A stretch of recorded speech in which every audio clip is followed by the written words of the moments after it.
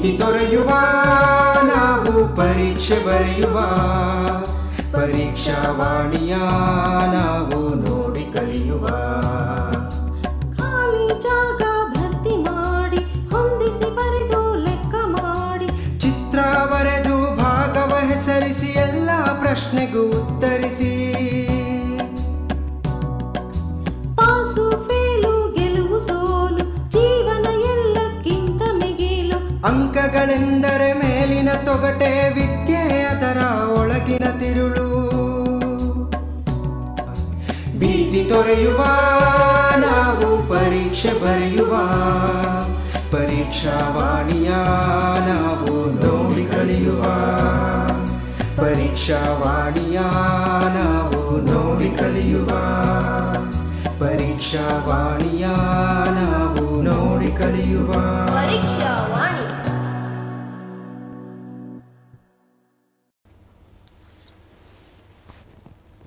Namaste children, a warm welcome for all of you for this session. Here is a triangle and one more triangle smaller to it. Don't you think they have got same shape? Once they have the same shape, we all know that they must be similar triangles.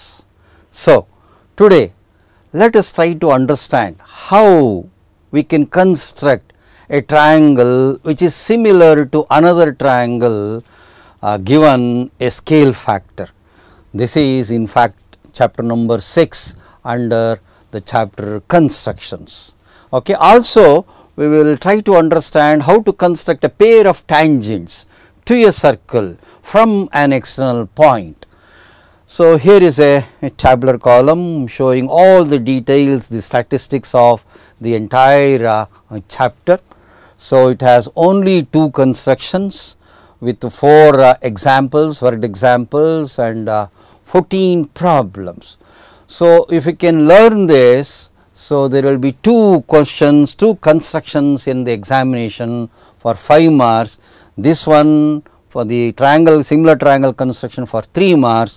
And this tangent construction will be for 2 marks. Totally you will going to get 5 marks for this.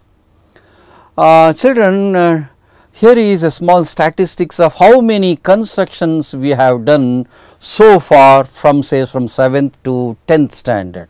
So, maybe around 17 constructions so far you have understood, you have constructed it. Have you ever bothered the justification part? So, today we will also learn the justification for the 2 construction that we are going to do in the 10th standard classes. Thereby you can do the justification, try to do the give the justification for all the remaining 15 constructions. Okay? Yes. Now, this construction requires some prerequisites. So, okay, some previous knowledge you require. So, 3 prerequisites are there. Number 1 is the concept of similar triangles. Okay, what are similar triangles? These are the triangles having the same shape. If the shapes are same, we say that they are similar. So, here is a cardboard cutting, kg cardboard cutting. You can see here 2 equilateral triangles are there. See, they have got the same shape. So, these are called as the similar triangles. No doubt this is bigger and this is smaller, but the shapes are same. And one more pair of triangles you can see here are 2 isosceles triangles with 70 degrees each. They have got same shape and these again are called as similar triangles. You can see here 3 right angle triangles are there with 90, 65, 25 and 90, 65, 25. They have got same shape.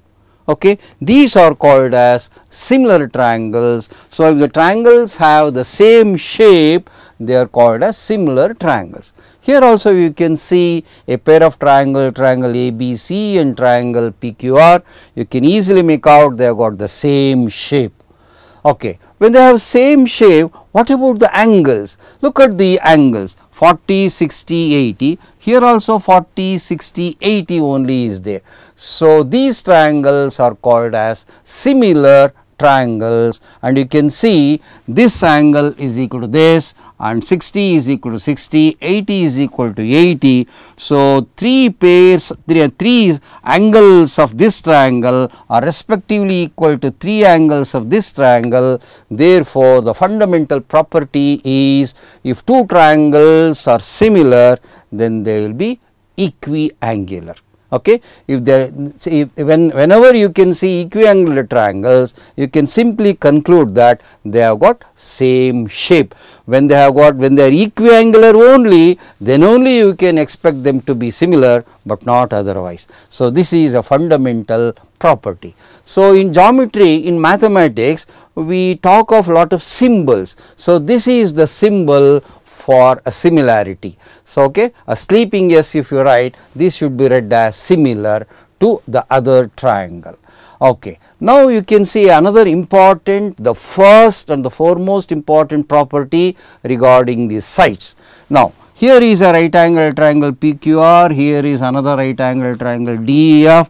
Now, compare the respective lengths of the respective sides. 2.5, this is 5, this is 2, this is 4, this is 3, this is 6. You can see that this side D is twice this. Similarly, even this side is also twice this, and finally, this side DF is again twice this. So, therefore, if you take the ratios like this, so since they are similar, so PQ divided by D, this side by this side is equal to this side by this side is also equal to this side by this side, and we say that each of them is equal to some constant K, and in this case it is just 2 only, which means that these three sides are exactly twice the sides of triangle PQR.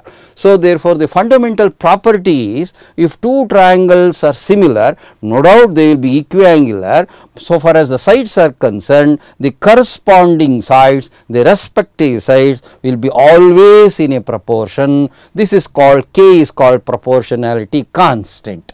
Okay. Now, frequently we use the term proportion.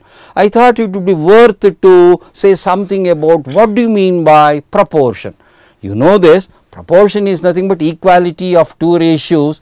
A, B, C and D are said to be in a proportion if A by B is equal to C by D, or you can write it this way also, A is to B, E is as to C is to D. So, if two different ratios are equal, then we use the term proportion. Okay, now compare these two triangles. Oh, these two triangles, they have the same shape and also the same area also. So, this pair of triangles are called as congruent triangles. So, congruent triangles are the triangles having the same shape as well as the same area. Okay. So, in this image, the same image you are seeing, this is the symbol for congruency, children. So, 3 lines should be drawn at the top, sleeping S has to be written here. These are called congruent triangles and these are called similar triangles. So, this is the symbol for similarity. In the previous textbooks, we used to write this as the symbol for similarity. Now, in the present textbook, we are using this. There are 2 symbols are there for the similarity concept. So, congruent triangles are similar triangles. These two triangles are similar because they have got the same shape also, but these two the similar triangles, if you compare them, they are not congruent triangles. So, the converse of this is not true. So, congruent triangles will be similar triangles also, but similar triangles need not be congruent triangles. Okay. So, similar triangles means same shape, they will be equiangular triangles and the corresponding sides will be in a proportion. So, you can form something like a cycle like this regarding the definition and the 2 fundamental properties. Okay. Now, Now, let us go to the second prerequisite, children. So, that is something about set squares. You must have seen in our instrument box, see, these two are provided to us. In each instrument box, you can see these two right angle triangles. These two are called set squares. Okay. Now, this is a right angle triangle.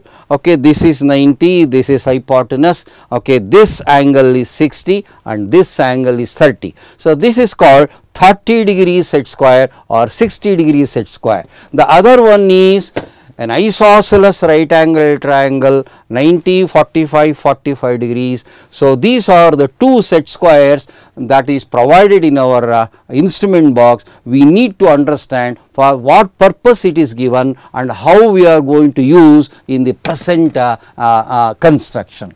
So, what are the usages? So, the number one is you can see the images here, the two set squares once again. So, the angles are also been marked now. So, 30, 60 and this is 45, 45 degrees. Okay. So, these are the two images you are seeing regarding the set squares. Okay. These are the set squares which are in the shape of right angle triangles provided in the instrument box. Never say it as a geometry box, it is an instrument box. What are the uses of this? Why one of them is 45 degrees and the other one is 30 or 60 degrees? Have you ever thought about this, children? Please think about this, worth finding the answer for this. Okay. One of the uses of the set square, you know that it is used to draw a parallel line to a given line. Let us learn how to do this. So, take one set square, any one, whichever you want, you can select one. So, now let us take this one only. So, this has got three edges. See, this is one, this is second, this is third. You can take any one of the edges. Say here is a line, imagine here is a line for which we have to draw something parallel here, somewhere here. So, take one of the set square and keep one of the edges parallel to the line for which we have to draw a parallel line. Now, fix it properly. Now, take another set square and keep the support like this, hold it tightly. Now, gently you move this, keeping this in the same position tightly, so that it remains parallel to the given line. See, slowly you can move, keeping the another set square below in the same position. Once again you can see. Now, when it comes here, now you bring this second set square little like this without any further movement, without shaking.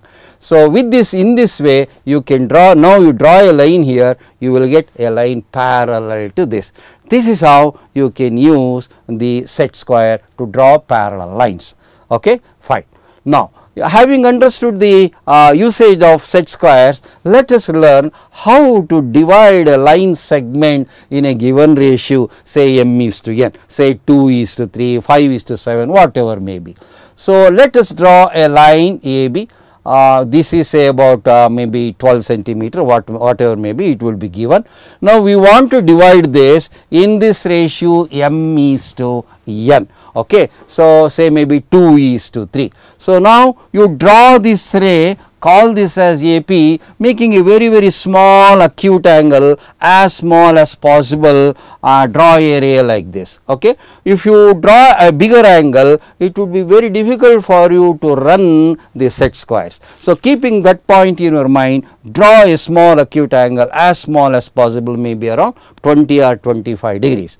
Now, with A as center, take compasses. With the help of compasses, okay, you with A as center, with M as the distance, you cut an arc, let this cut the ray at X. Okay. Now, with X as center, with N as the distance, as the radius, you cut once again the same ray, you call it as Y. Now, this xy is n units. Okay. Now, join y and b. Okay. Now, join y and b. Now, with the help of the set squares, you have to draw a line parallel to this through this point x. So, for this, hold one of these set square like this, bring one of them and take the support from below here, hold it tightly and hold this also tightly. Now release this, slowly you try to move in this direction. Okay, and this one also, once it moves for some distance, then you can hold this tightly in this position and move this again in the same direction. Okay, this way if you do it, you have to move till this point. Once you get this point X, you stop and draw a line like this. So call it as I. Now this line XC is parallel to YC. So now we have drawn XC parallel to YC. Now you take the scale and measure AC and CB, you will see that it will be in this ratio m:1. If AX is to XY is m:1, AC will be CB is also will be equal to m:1. Can you reason out for this? How this is possible? Okay, let us try to understand this. Now a bit of justification. Now in the same figure without any set square we are seeing now. Now once in this triangle ABY we have XC, we have drawn parallel to YB. So when XC is parallel to AB, then AX is to XY. Okay, then if AX is to XY is m:1, don't you think AC is to CB will also be equal to m:1? It is all because of basic proportionality theorem. So nicely we have applied basic proportionality theorem to divide a line segment in a given ratio. Okay. So let us try to recall this basic proportionality theorem or Thales theorem. So one image is coming here. He is Thales from Miletus, who lived around 600 BC, and he is the first person to start the proof or the theorems, whatever we are writing, that kind of proof. This is the person Thales has started. So a great salute to this gentleman, this mathematician Thales. Okay. Now let me state this theorem once. A straight line drawn parallel to a side of a triangle divides the other two sides proportionally. So the same thing you will see in this image, a bigger image. So this one DE is parallel to BC, then AD divided by DB is equal to AE by EC. Okay. So now the third and the last prerequisite is this: to construct an angle equal to a given angle using compasses and scale. We will give an angle, we will give the measurement also. You construct it with the help of, say, the protractor. Now keeping this protractor here, say we have drawn an angle equal to 30 degrees. Now the question is, you have to construct another angle here such that it is also equal to 30 degree, but without using protractor, using scale and compasses only. So how it can be done? So first draw a line segment QP, take compasses. So now with B as center, with some convenient radius, you cut an arc like this. So this arc will cut AB at X. Okay, with the same radius, with the Q as center, you cut an arc like this here in this figure. Now with X as center, with this much as radius, okay, you cut this previous arc. This is the point where this previous arc is cutting BC. So now call this point as Y, with XY as a radius, with M as center, cut this previous arc. So call this point as N, join Q1 and extend it. So call it as R. Now measure this angle PQR, it will be also equal to 30 degrees. So without the help of protractor also, we have constructed another angle equal to this angle using scale and compasses. So this is one of the important prerequisite for the similar triangle construction. If you want, you can verify here also, keep the protractor and see whether this angle measures 30 degrees or not. So for this also you can give justification. So with these three prerequisites, we are now in a position to construct similar triangle. Okay. So there is one important concept called scale factor. So this is called Anupatamsha in Kannada. What do you mean by the scale factor? Okay, it is the ratio of two things. In the numerator, it is the sides of the triangle to be constructed divided by the corresponding sides of the given triangle. The ratio between these two is called the scale factor. So, let me try to explain with the help of an example. Let us suppose that the scale factor is 3/4. What do you mean by this? It means each side of the similar triangle so constructed must be, it should be 3/4 of the given triangle. This is the meaning of the scale factor.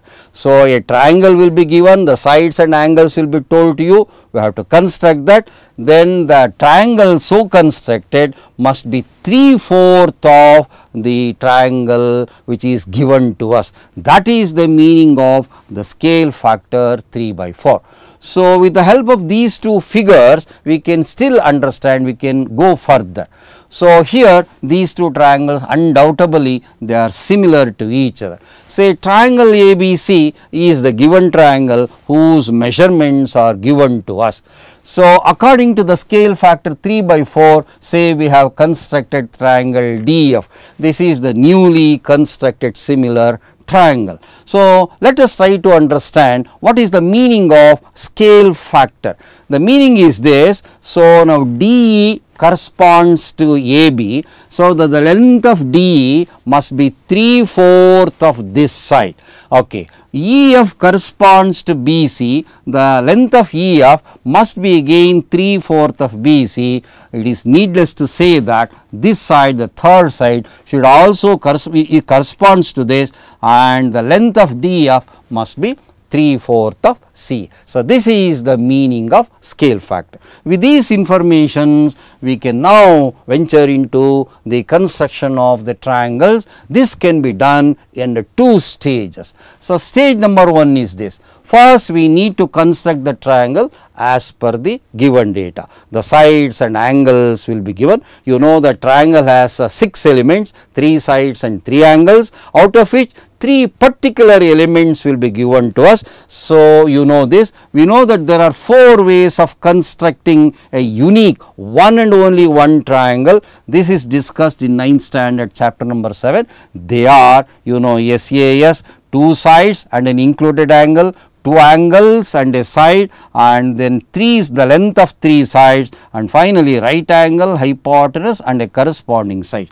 So, these are the 4 possibilities in which the sides and angles will be given. As per these measurement, in stage 1 we have to construct the triangle. In stage 2, we now construct the similar triangle to it according to the given scale factor with the help by dividing.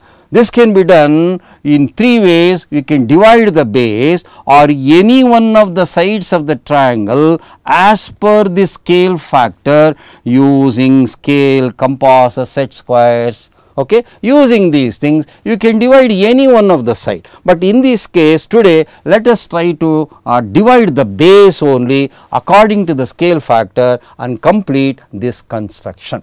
So, scale factor. So, having understood scale factor, scale factor can be, there are 2 cases are there, it can be lesser than 1 or it can be greater than 1 also.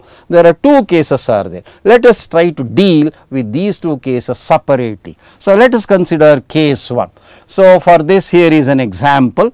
Okay. So, the scale factor is 3/4. In such a way we need to construct the triangle. So, first construct this triangle ABC as per the given data.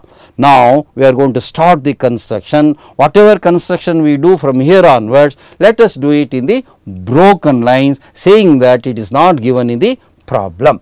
Okay. Draw a ray like this. So, call it as BP, making a small acute angle here. Now, take the compasses and in the denominator you can see 4. Divide this into 4 equal parts, B1, B2, B3, B4.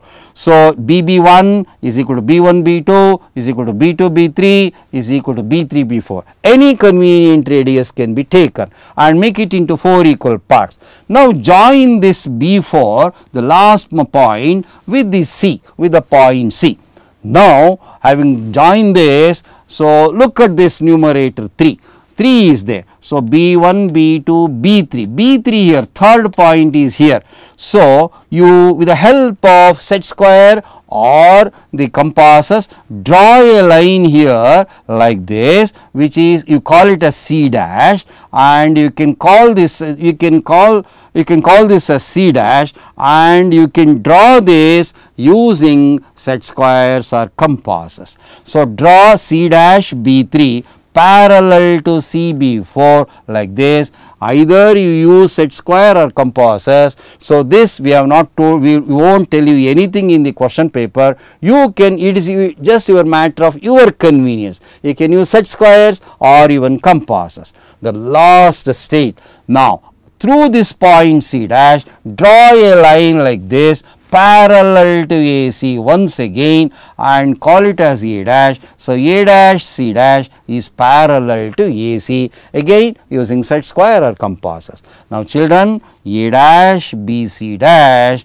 is our required triangle. Okay. So, this is the construction when the scale factor is less than 1. So, let us take the second case, scale factor is greater than 1. For this, here is an example, scale factor is 5 by 3. Okay. In such a way, you have to construct this. So, here is an example. As usual, stage 1, construct the triangle ABC as per the given data, then draw a ray like this, call it as B, a ray BP, making some small acute angle here. So, numerator is 5, divide this into 5 equal parts with the help of the compasses. Okay. So, these are the 5 points on this ray. So, BB1 is equal to B1 B2 is equal to B2 B3 is equal to B3 B4 is equal to B4 B5. Now, do not join B5 and C, this is the way you go wrong. So, look at the denominator 3, B1, B2, B3. So, third point is here, you should not join B5 with C, you should join B3 and C now, taking with the help of a scale. So, join these two, children. Then extend this BC a little on the right side. Okay. What is that we have to do now? We have to draw a line parallel to this through the point B5. Now, call this point as C dash. So, C dash B5 is drawn parallel to CB3 using set squares or compasses. Finally, you have to extend this BA. Extend this BA and then draw a line parallel to AC through C dash like this. So, AC is parallel to this, call it as A dash. So, A dash C is parallel to AC. Now, A dash B C dash is our required triangle. So, this is how we are going to do when the scale factor is greater than 1. Here is a small comparison of the both cases, children. Look at this. So, scale factor is 3 by 4, 5 by 3. So, first we need to construct the triangle as per the data. So, draw a ray here, here also draw a ray here. So, make here 4 equal parts and here also make 5 equal parts. Okay. Now, having done this, we need to join now B4 and C. Here we have to join B3 and C. Please observe this carefully. Join the fourth point and C. Here join the third point and C. Now, extend this a little and this one also. Okay. Now, draw a line like this parallel, call it as C dash, parallel to CP. Now, draw a line C dash P parallel to CB3, call it as C dash. Now, draw this line A dash C parallel to AC and here draw a line like this A dash C dash parallel to AC. So, have a comparison and try to do this in examination. Read the question carefully whether it is scale factor is less than 1 or greater than 1 and accordingly please complete this problem. In both the cases, A dash B C dash is our required triangle. Here A dash B C dash is our required triangle. So, now we have to do the justification part. Okay, using AA criterion of similar triangles. Using this we will do the justification. For this you should recall corresponding angles. What are corresponding angles? Here are two straight lines parallel. This is one transversal. This angle and this are corresponding angles. There are four pairs are there, this and this and this, and finally these two are called corresponding angles. There are four pairs are there, and you know that corresponding angles are equal. So, this is one of the important prerequisite for the justification. Now, here also you see in the bottom side, you see that C dash B3 is parallel to CB4. Therefore, once you consider this as the transversal, then this and this became corresponding angles. If you consider this side as the transversal, this angle and this angle became corresponding angles. Correct? Similarly, in this triangle, in the upper case, when you call this, these two sides are parallel, and if you consider this as the transversal, these two are corresponding angles, and if you call BC as transversal, these two are corresponding angles. So, now this is equal to this angle is equal to this, and this is the common angle. Don't you think this triangle BC dash B3 and BC B4 are equiangular? The moment they are equiangular, they became similar. So, this is one pair of triangle. And what about this BB3 is to BB4? It is 3 is to 4. Therefore, BC dash is to BC should also be 3 is to 4. Now, here triangle A dash BC dash is equiangular to triangle ABC because of corresponding angles. So, these two are similar triangles.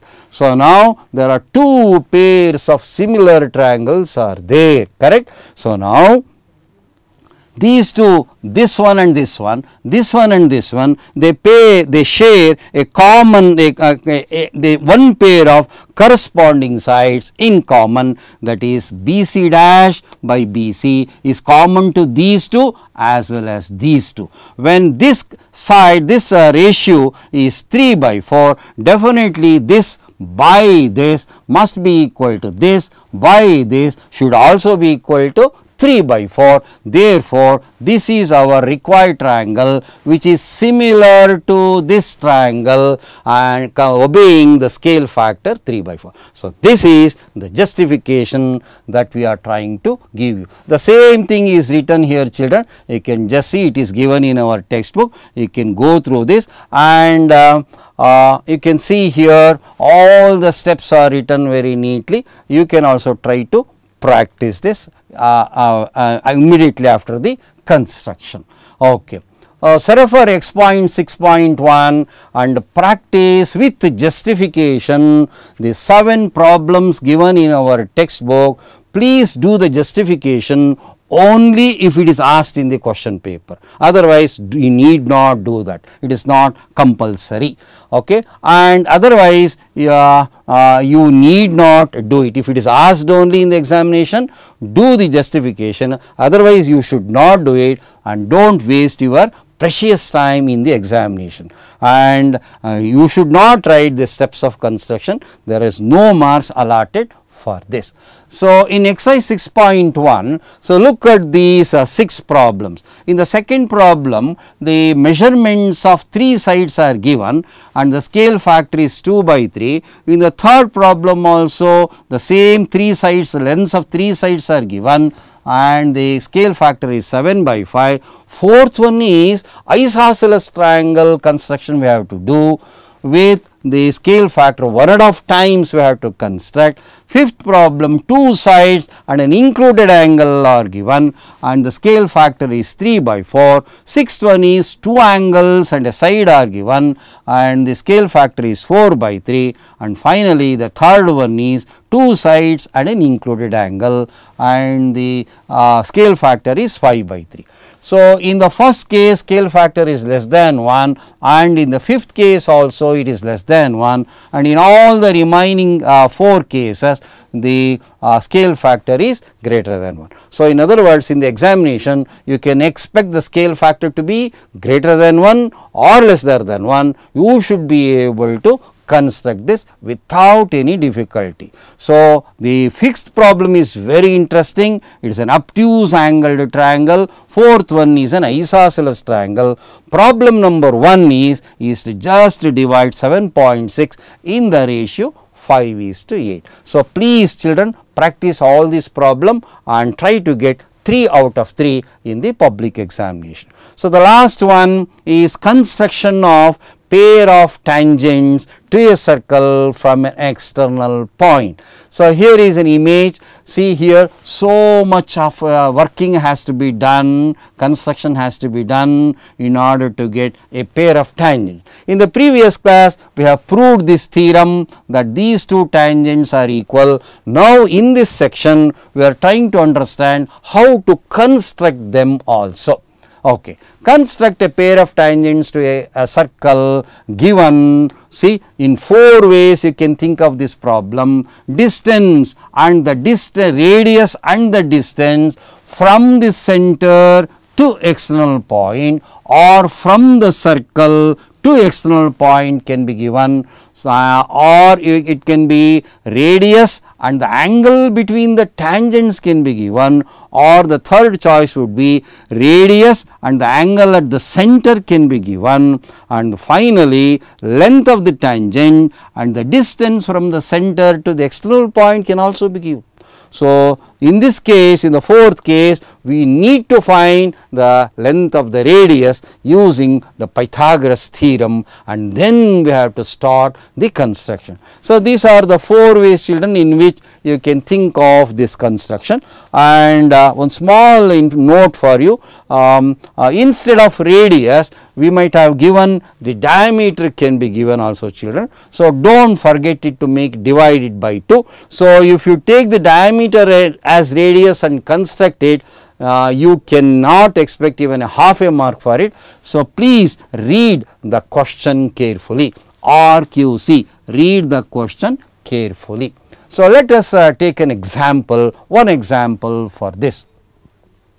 Construct a pair of tangents to a circle of radius 3.5 centimeter from a point at a distance of 12 centimeter. After this, we have to measure them also and verify. So, for this construction, we are going to give you 2 marks for this. So, shall we start this children? Okay. First, draw a circle like this. So, the radius has to be 3.5 centimeter. Call this as circle number 1. Okay. With the center, from the center you measure 12 centimeters like this. So, this point is the external point, this is the point P, from which we have to draw a pair of tangents to this circle. Okay. For this, we have to find the midpoint of OP. For this, you are not allowed to use the scale and choose the midpoint. Instead, we have to draw the perpendicular bisector for the segment OP with the help of compasses. So, that can be done like this. With O as center, you take the radius more than half of this OP. So, OP is this, half is somewhere here, something greater than this. You take that much as radius and cut an arc above and below of OP. So, with P as center, with the same radius, cut these 2 previous arcs. Okay. Now, call the point of intersections as D and E. Take scale and try to join the points D and E. So, this D will intersect our line OP at C. So, this angle is 90 degrees. Therefore, this angle, both of them are adjacent angles of a linear pair. Once this is 90, this is also 90. So, by drawing perpendicular bisector of the line OP, we obtained the midpoint of OP.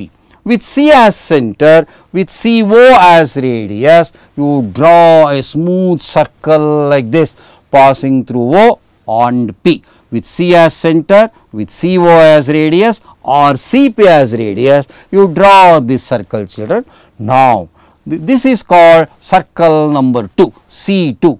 Okay. this circle 1 C1 and this circle C2 are intersecting at these 2 points. So, this is one point, call it as A. This is another point, carefully note down this is point B. Okay. Now, having located A and B, just it is enough to join P and before that please make a note of this, A and B are nothing but points of intersections of circle C1 and C2. This is circle number 1, this is circle number 2, these are the 2 points of intersection. Now, join P and extend a little, join PB and then extend a little. So, they will be the required answer, they will be the tangents to this circle number 1. Okay. Now, join OA, join OB, you know that this angle has to be 90 because this is a semicircle, angle in a semicircle is a right angle. For the same reason angle OBP is also 90 degree.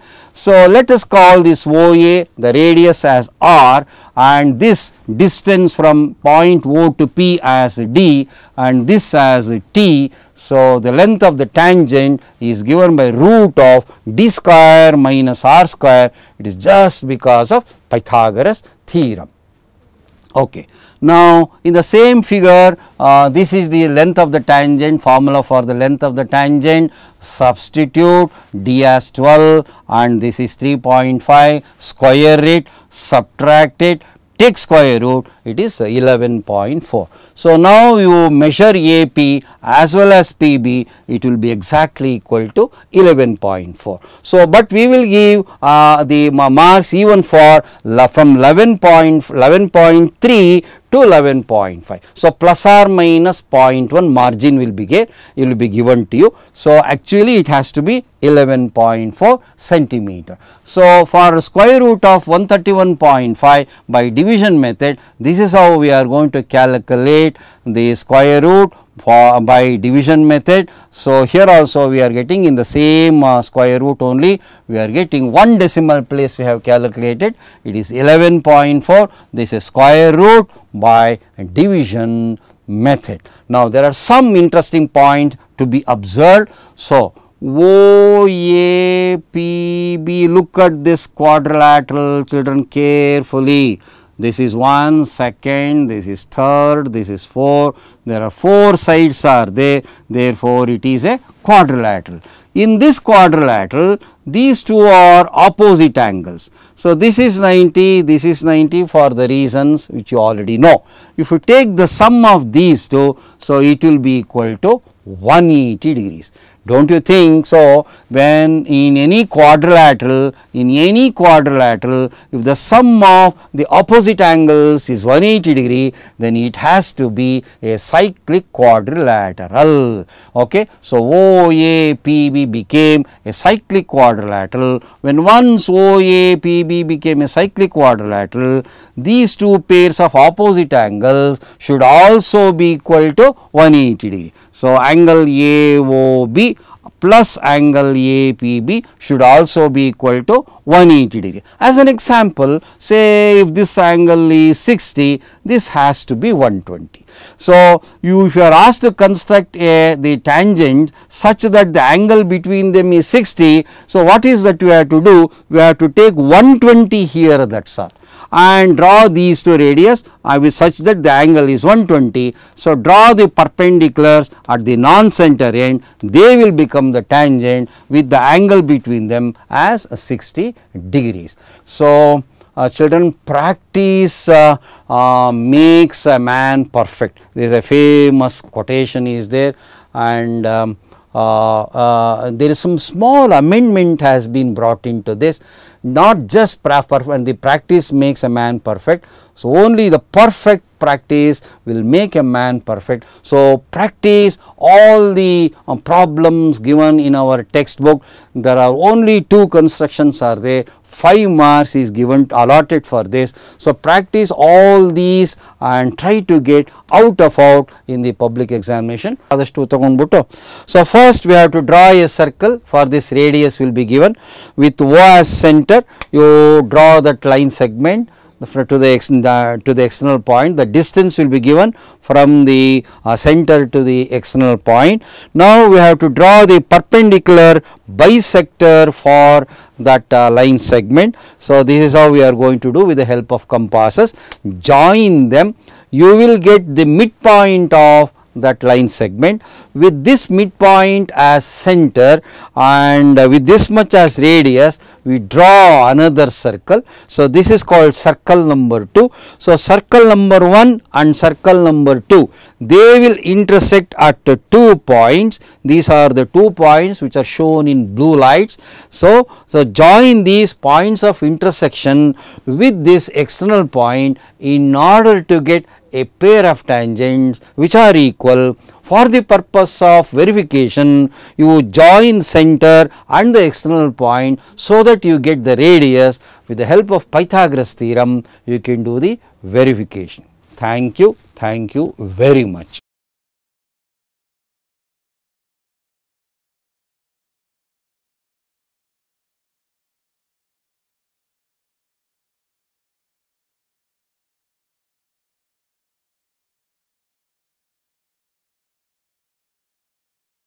My dear students, this is Channappa KM, Assistant Teacher, Government Junior College High School Section, Devanahalli, Bengaluru Rural District. I heartily welcome you all for the Pariksha one day revision classes. My dear students, in this class, we will recall some important concepts of the lesson magnetic effect of electric current, along with few demonstrations, along with few questions.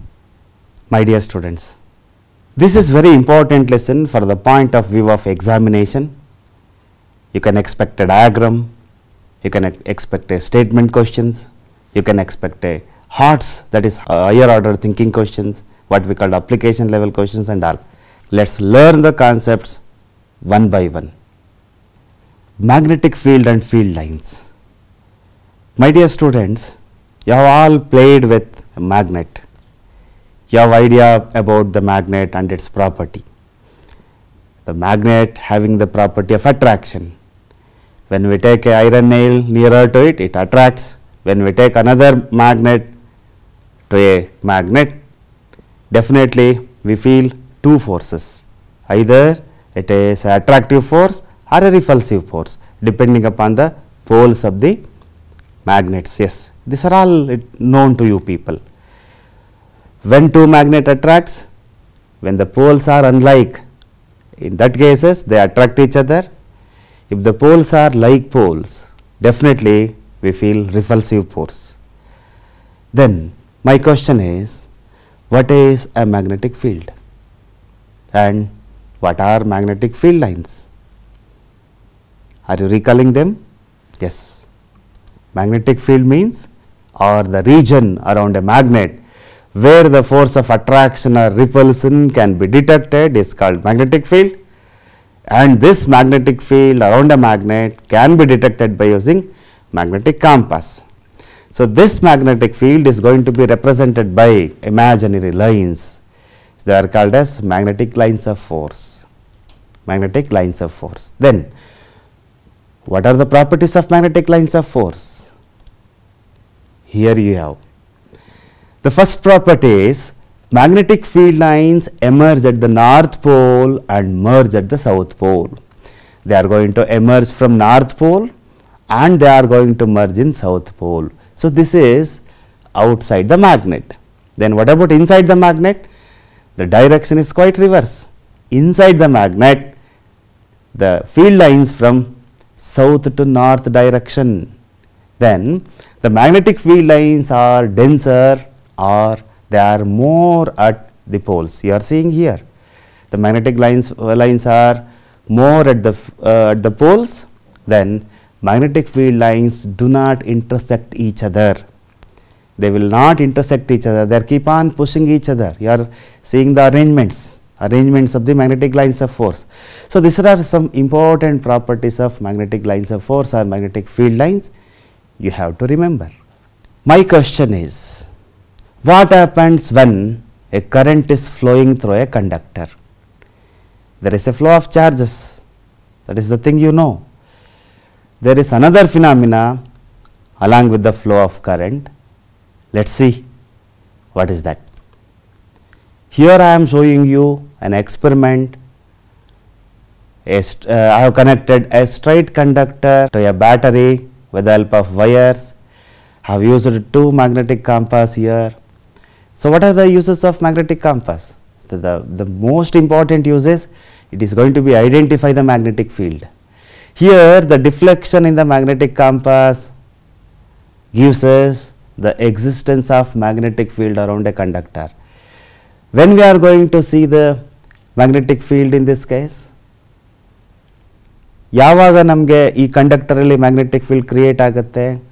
as soon as we pass the current through the conductor. ಈ conductor ಅಲ್ಲಿ ನಾವು current ಅನ್ನು pass ಮಾಡಿದಾಗ ಎಲೆಕ್ಟ್ರಾನ್ಗಳು flow ಆಗ್ತವೆ. along with the flow of electrons, magnetic field is created around a straight conductor carrying current. So that is why magnetic compass shows deflection. Understood? Okay. My next question is, you are identified magnetic field there with the help of magnetic compass. Then what is the direction of the magnetic field around a straight conductor carrying current? How do you identify the direction of the magnetic field? The magnetic field around a straight conductor carrying current is concentric circles. Here again we are seeing, in case of bar magnet, you have seen like the bow like arrangement between north and south pole. Here in straight conductor carrying current, you will have a concentric circles. Can it be considered as a magnet? Definitely. Straight conductor carrying current, ಅದನ್ನು ನಾವು ಒಂದು magnet ಆಗಿ treat ಮಾಡ್ಬೋದಾ ಅಥವಾ consider ಮಾಡ್ಬೋದಾ? Definitely we can consider. ಯಾಕೆ? Why we have to consider? Because there is a magnetic field around it. Then where will be the north and south pole? ಎಲ್ಲಿರುತ್ತೆ north and south pole? Are they are at the ends? ಆ ಎಂಡ್ಗಳಲ್ಲಿ ಇರುತ್ತಾ? No. ಯಾಕೆ ಎಂಡಲ್ಲಿ ಇರಲ್ಲ? Because we are not at all showing magnetic lines or field lines from one end to the other end. We are showing perpendicularly. So that is why here you are seeing, if the direction of the current is upward, here the direction of the concentric circle you are seeing. Here see, so it is started at other side of the conductor and they are coming like this. Then so that end will be a north pole and this end will be a south pole. If you are going to consider any particular position between the two sides of the current carrying conductor, you can notice north and south pole. ಗೊತ್ತಾಯ್ತಲ್ಲ? North and south pole ends of the conductor ಅಲ್ಲಿ ಇರಲ್ಲ, ಅದು perpendicular ಆಗೇ ಇರುವಂತಹ ಕಂಡಕ್ಟರ್ನ ಯಾವುದಾದ್ರೂ ಎರಡು ಭಾಗವನ್ನು ನೀವು ಆಪೋಸಿಟ್ ಆಗಿ ತೆಗೆದುಕೊಂಡ್ರೆ, ಸೊ ಅಲ್ಲಿ ನೀವು ನಾರ್ತ್ ಆ್ಯಂಡ್ ಸೌತ್ ಪೋಲನ್ನು ಕರೆಂಟ್ ಕ್ಯಾರಿಯಿಂಗ್ ಕಂಡಕ್ಟರಲ್ಲಿ ಐಡೆಂಟಿಫೈ ಮಾಡ್ಬೋದು. My next question is, how do you identify the direction of the magnetic field lines around a straight conductor carrying current? It is easy with the help of right hand thumb rule. Right hand thumb rule help us to identify the direction of the magnetic field lines around a straight conductor carrying current. What it says, so when we hold a current carrying conductor in our right hand like this, ನಾವು ಹೀಗೆ ಇಟ್ಕೊಂಡಿದ್ದೀವಿ ಒಂದು current carrying ಕಂಡಕ್ಟರ್ನ ನಮ್ಮ ಬಲಗೈಲಿ ಅಂತ ಹೇಳಿದ್ರೆ, the thumb pointing upwards indicate the direction of the current. If the current is flowing upward, it is indicated by thumb. So here see the arrangement of the fingers. See, I am showing you arrangement of the fingers. It is going to cover the conductor in a anti-clockwise manner. If the direction of the current is upward, the arrangement of the magnetic field lines in anti-clockwise direction. Then if the current flowing is downwards, then the arrangement of the field lines in clockwise manner. So this is what right hand thumb rule says. If a current carrying conductor is held in the right hand such that the thumb points the direction of the current, then the fingers wrapped around the conductor shows the direction of magnetic field. I have a few more questions for you. My question is, so consider this one as east and this one as west. If the current is flowing from east to west, then what is the direction of the magnetic field lines when we see from east side? And what is the direction of the field lines when we see from west side? Let's see, it is easy to understand. So use the right hand thumb rule, hold the conductor like this. So see from east side, we will get clockwise direction, the alignment of the field lines in clockwise. Then if you see from west side, the magnetic field lines are in anti-clockwise direction. Very simple. Magnetic field due to current through a circular loop. You know how the field lines around a straight conductor carrying current. Let's understand how the magnetic lines of force in a loop or a circular coil. Here I am showing you the circular coil. So here, if the ends are connected to the battery, current will flow through the coil. If there is a current in the coil, there is a magnetic field around it. If there is a magnetic field around it, there is a magnetic field lines. If there is a magnetic field lines, they are concentric circles at a particular point. So I am showing you 2 points. In these 2 points, magnetic field lines are circular in manner. So here are in these two. If you consider any 2 ends like this, any 2 points. If you consider any 2 points, there you will have magnetic field lines are in circular manner, concentric circles. So what happens if you go to the center of this loop? So definitely the lines are straight, they are appears to be straight.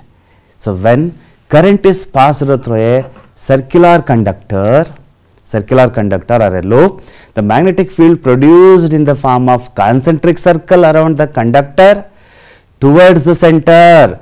The arcs of the circle become larger. You are seeing here the arcs are smaller. So if you move on to the center, the arc becomes larger and larger, and at the center they appears as a straight line. So this is the thing you have to notice in case of magnetic field due to a current through a circular loop. So you have to practice this diagram. The magnetic field due to current in a solenoid. You all know what is a solenoid. A solenoid is a cylindrical arrangement of the copper coil, insulated copper wire or copper coil. How it is arranged? Yes, the solenoid is like this. I am showing you slinky. So this slinky is in the form of a cylinder and having loop like this. If the coil is arranged like this in a cylindrical manner, that becomes solenoid. A solenoid is a circular coil of insulated wire in the shape of cylinder. What happens when we connect this solenoid to a electric current or a current source? Definitely there is a flow of current. If there is a flow of current, definitely there is a magnetic field. Then how will be the magnetic field around a solenoid? Are there concentric circles? Whether it is going to be behave like a bar magnet? Yes, let's see. So when current flows through a solenoid, it behaves like a bar magnet. The first important thing you have to notice, a solenoid behaves like a magnet when we are going to pass current. The ends of the solenoid behaves like north and south pole. So like just like a bar magnet, we are going to identify, we are going to notice north and south pole of a magnet. The magnetic field produced by solenoid is similar to that of magnetic field produced by a bar magnet. Bar magnet hege magnetic field anna create ಮಾಡುತ್ತೋ ಅಥವಾ magnetic field lines around bar magnet ಹೇಗಿರುತ್ತೋ ಹಾಗೇನೆ solenoid ನಲ್ಲೂ ಕೂಡ ಇರುತ್ತೆ. The strength of the magnetic field depend upon strength of the current and the number of turns of the coil. So here you are seeing the arrangement of the coil in a solenoid. If you are going to increase this turns, then definitely magnetic field is going to be increased. Or if you are going to increase the current which is going to be passed through the solenoid, in that case also there is an increase in the magnetic field. here I am showing you the magnetic field around a solenoid. Here the ends of the solenoid is connected to the battery, that is positive terminal of the battery is connected to the one end, and negative terminal is connected to the other end with the help of key. Then if the current is passed through the solenoid, so definitely you can see the magnetic field around it. Then magnetic lines of force are emerged at north pole and they are going to be merged at south pole. It is just like in case of bar magnet. Here see the direction of the magnetic field lines with respect to the direction of the current provided to the solenoid.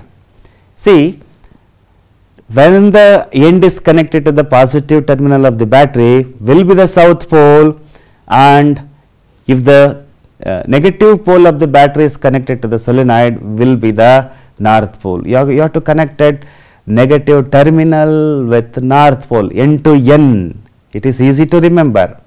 Then how will be the field lines inside the solenoid? What is the direction of the field lines inside the solenoid? It is from south to north. Let us go to the next concept, electromagnet. What is an electromagnet?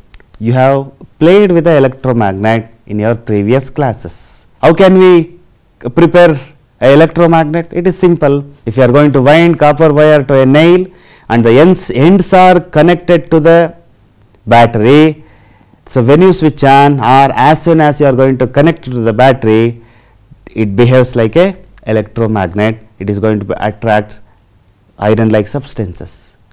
We are going to use the solenoid to prepare electromagnet.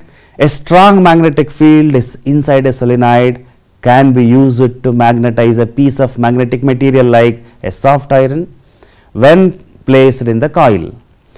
Such magnet is called an electromagnet, or an electric current is passed through a wire wound around a piece of soft iron. It behaves like a magnet. Such magnet is called an electromagnet. So this is how we are going to prepare an electromagnet.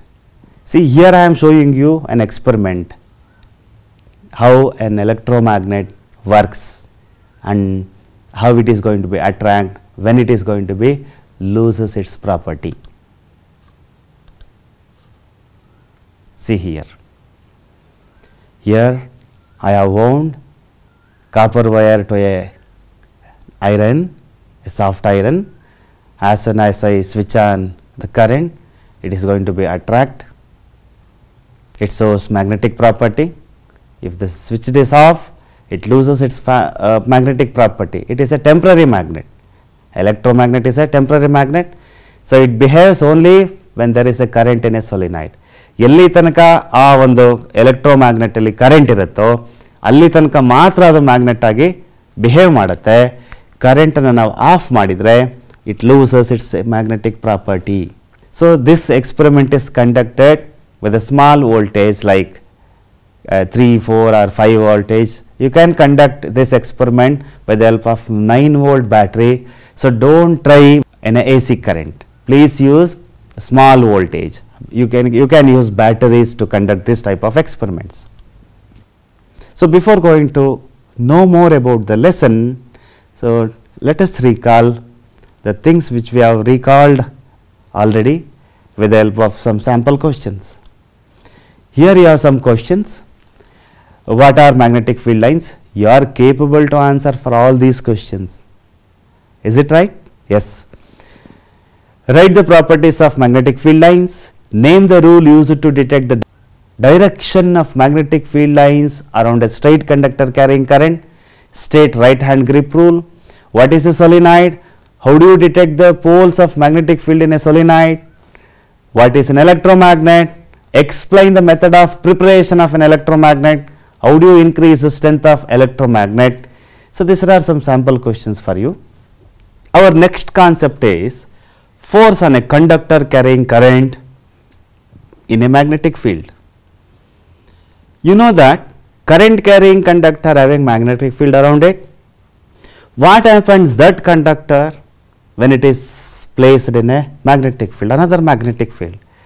Definitely it has to be feel either the force of attraction or repulsion. See, observe here what is going to be happen. Here I have taken a coil, copper coil. I have connected the ends of the wire to a battery, and here I have another magnetic field. So what happens when I pass the current through a coil? See, it jumps out, it displaces. Why it displaces? Due to the presence of mechanical force there. So this is how a current carrying conductor, when placed in a magnetic field, experiences mechanical force. This relationship is going to be explained by Fleming with his left hand rule. See what Fleming left hand rule says. If you hold the thumb, forefinger and the middle finger of the left hand perpendicular to each other such that forefinger points in the direction of magnetic field, the middle finger points in the direction of current, then the thumb shows the direction of force, that is the direction of the mechanical force on the conductor. So we can write in a simplest way like this: forefinger indicates direction of the magnetic field, then middle finger indicates direction of the current, and the thumb shows the force or the motion of the conductor. So if you are going to arrange our fingers like this, left hand fingers like this, they are mutually perpendicular to each other. So this finger is perpendicular to this finger, and this finger is perpendicular to this finger, and these two fingers are perpendicular to each other. So if you are going to hold like this, so main finger indicates the mechanical force acting on the conductor, so due to the magnetic field and the current. So forefinger indicates the direction of the magnetic field, and the middle finger indicates direction of the electric current. So we can see the direction over here. So one is upward, and one is this one this side, and one other is this side. This is mechanical force on the conductor, this is magnetic field, and this is electric field. Now come to the electric motor. What is an electric motor? What happens when we provide current to a electric fan? Definitely it will rotate. What is the change in energy takes place there? Electrical energy is converted into mechanical energy. Motor is a device which converts electrical energy into a mechanical energy. What is a motor? Motor is a device which converts electrical energy into a mechanical energy. So here you are seeing the parts of the motor. Here N and S indicates magnetic field. ABCD is a rectangular coil of insulated wire which is connected to the copper ring, and copper rings are connected to the carbon brushes, and external circuit is connected to the battery. So when we provide current over here, it will rotate, and the direction of the rotation which is going to be identified by using Fleming left hand rule. So here I am showing you two different diagrams of the electric motor. You can use any one diagram in exam. Either you can write this one or you can write this one. See, here I am showing you another model of electric motor. Here I have connected the circular coil to a battery with the help of this pins, yes, safety pins. See, here you are seeing a bar magnet. It is placed on the bar magnet. So as soon as we provide the current, so because of the mechanical force, it is going to be rotates. See, this is another reassembled motor. So it is taken out from the toy car. I have used bar magnet below it. So if I am going to connect electric current like this, it will rotate. If you change the direction, it changes its direction of rotation. You can conduct all these things in your home with the help of a low voltage, a small voltage like 3 volt, 6 volt and 9 volt battery. Yes. Let us come to the commercial motors. You know the difference between a motor which is used in toy car and a commercial motor. Commercial motor means the motor which is used in flour mills, textile mills, and the motor which is used to pump water, they are all commercial motor. So what are the specialities in commercial motor, or what are the parts of the commercial motor? Means it has 3 important parts. They are an electromagnet in place of permanent magnet is used, large number of turns of the conducting wire in current carrying coil and a soft iron core on which coil is wound is called an armature. This enhances the power of the motor. So, which enhances the power of the motor? This armature. Now, come to the electromagnetic induction. Whenever there is a change in magnetic field with respect to the coil, there will be a induced EMF. So, that is what we call electromagnetic induction. So, we are going to notice induced EMF when a magnet is pushed inside the coil, that is going to be identified with the help of galvanometer. In the same way, if you are going to take it out, if you are going to withdraw the magnet from the coil, then there also we can notice the deflection in the galvanometer. So, here in both the cases deflection is opposite. EMF is going to be induced only when there is a relative motion between magnetic field and the coil, otherwise no induced EMF. See another experiment I am showing you. So, here see I have wounded coil in a solenoid manner. So, I have used a magnet in front of the piston. So, I am moving in and out. So, due to the relative motion between the magnetic field with respect to the coil, so electricity is inducing here. So, with that induced EMF, bulb is glowing. Sorry. Fleming right hand rule helps us to establish the relationship between direction of the motion of the conductor and the magnetic field and the current induced. So, what it says? So, if you hold a right hand, our right hand, 3 fingers like this, main finger, forefinger and the middle finger mutually perpendicular to each other. So, this main finger indicates the direction of the motion of the conductor, then forefinger indicates the direction of the magnetic field and middle finger indicates the direction of the induced EMF. So, now come to the electric generator. You know about electric motor. Electric motor which convert electrical energy into mechanical energy, but electric generator converts mechanical energy into electrical energy. Here I am showing you the model. See here there is a wheel which is connected to a motor. So, when I provide this mechanical energy for the wheel, definitely there is a current. So, with the help of that current, the electric bulbs are going to be glow. You can see in the experiment. It is going to be works on the principle of electromagnetic induction. So, here I am showing you the animations regarding electric generator. So, we have to provide mechanical energy for this rectangular coil and we can notice the induced EMF with the help of galvanometer. See, these are the 2 different diagrams for electric generator. You can write any one of the diagram in exam. So, the construction of the generator is similar to that of motor, but only the difference is in case of motor we are going to use battery in the external circuit, but here we are using galvanometer to identify induced EMF, right. So, here N and S indicates north and south pole of the magnetic field, ABCD is rectangular coil which is connected to the copper ring, copper rings are connected to the carbon brushes and the carbon brushes are connected to the external circuit. It is going to be connected either to a bulb or to a galvanometer. So, here it is a 3D diagram and it is a 2D diagram. You can use any one or you can write any one in exam if it is going to be asked.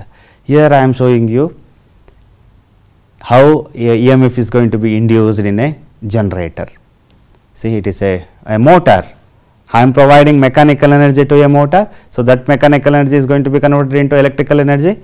So, here bulb is glowing due to the electrical energy produced in the motor. Now, let us compare dynamo and a motor. What are the similarities between dynamo and a motor? What are the differences between a dynamo and a motor? So, we can understand with the help of diagram easily. So, what are the similar parts in between two? So, this one is a motor, electric motor because external battery is there, external source, Here it is a generator or a dynamo because of the galvanometer. So here N and S, in both the diagrams you are seeing N and S magnetic field, in both the diagrams you are seeing ABCD rectangular coil and copper rings, carbon brushes. These are the similarities between a motor and a dynamo. Then what is the difference? The difference is only one thing, or we are going to see the battery in the external circuit, we are going to see the galvanometer or bulb in the external circuit of a dynamo. So these are the similarities and differences between a dynamo and a motor. Let us understand what is direct current and alternating current. What is direct or DC current? A current that always flows in one direction only is called direct current. The direct current we get from battery is called a direct current or a DC current. So battery is the main source for DC current, 9 volt battery, 12 volt battery, etc. Here it do not changes its direction. But what about alternating current? It is going to be change its direction periodically. That is what we call alternating current or AC current.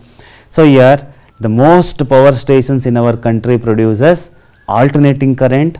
AC changes the direction in every 1/100th of the second and its frequency is 50 hertz. And what is the one important advantage of this AC current over DC current is AC current can be transmitted over a long distance without much loss of energy. Now come to the domestic wiring, very important topic of the lesson. So as you all know that a fuse is installed in the domestic current and electric meter you can see, and there is a 3 different wires. One is a live wire, another is a neutral wire, another is earthing wire or earth wire. So these are indicated in different colors. So here electric power to home is supplied through the mains. It has 2 wire, one is live wire with red insulation, we can see the red color of the wire, and the other is neutral wire with black insulation, and the potential difference between these 2 wire will be 220 volt, and the earth wire, that is with green insulation, is connected to a metal plate. So that is kept in the ground, you are seeing here. See, and also you have to remember 2 separate circuits are used. One is of 15 ampere for appliances with high power rating like geyser, air conditioner, etc. The other is of 5 ampere for fan, bulb, etc. If the device consumes more electricity, we need to use 15 ampere circuit. Then if the device uses less current, we have to use 5 ampere circuit.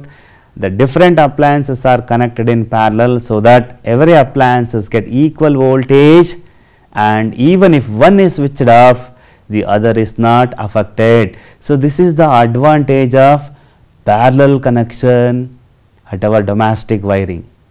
They will ask a question, write the advantages of parallel connections in domestic wiring. For that you have to write this answer.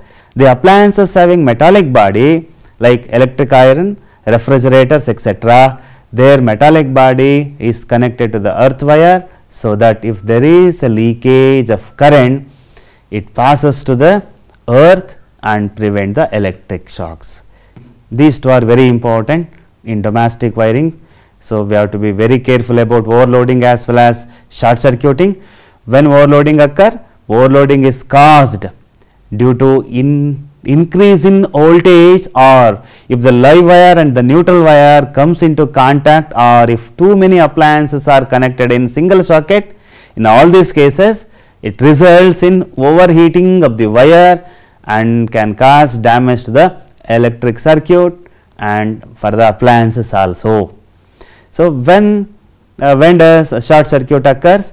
Short circuit is caused when live wire and neutral wire comes in contact and the current suddenly increases in the circuit. It causes spark, fire and damage to the circuit and appliances.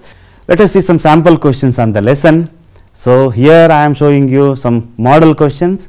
You can prepare like this many more questions. See another questions you are seeing here. What precautions should be taken to avoid overloading of domestic electric circuit? A coil of insulated copper wire is connected to a galvanometer. What will be happen if bar magnet is pushed into the coil, withdrawn from inside the coil, held stationary inside the coil? When does an electric short circuit occur? So, these are some sample questions you can expect in exam. You can prepare more. Yes, my dear student, I hope you have all recalled all the concepts of this lesson with the help of some questions, with the help of some demonstrations. Now you are capable to understand any type of questions which is going to be appear from this lesson, and I request you should refer the textbook again, read the lesson again. So, make the important notes and be prepared well, and I wish you all the best, my dears. Thank you.